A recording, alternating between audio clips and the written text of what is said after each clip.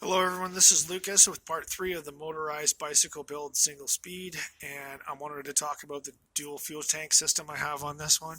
So this one here is from an old rototiller. It was given to me by my friend Tony at Acme Scrap. I take all my scrap down to Acme Scrap, and Tony used to work there a bunch of years ago, and he saw me bringing scrap down there on my bikes. So he gave me this extra little tank as a reserve tank in case I ever built a bike one day. And a friend of mine gave me some engine grade engine paint, and I painted the whole thing cast gray, so it goes with the engine.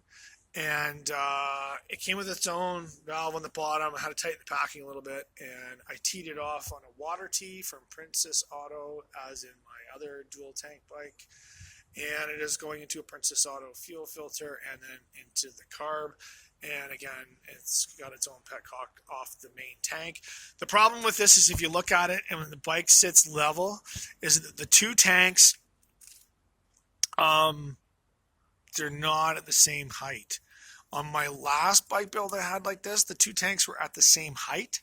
So it wasn't an issue as to keep the two balanced in regards to how much fuel is in each tank, because you cannot have this valve open and that tank full, because if this valve is open and that tank is full, then you'll have gas starting to pop out the top of the tank because it actually sits at the bottom of the tank. The gas is actually going to pour out of the system.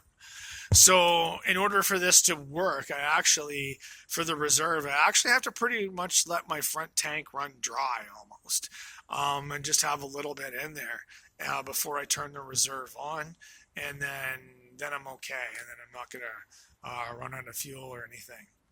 But so far it seems to be working okay. I'm not gonna say it works great, but it works okay. So we got that. I think that's all I want to cover in part 3. Yep. If you like these videos, give us a thumbs up and subscribe. Don't forget our Patreon down below, and I'll see you in the next video.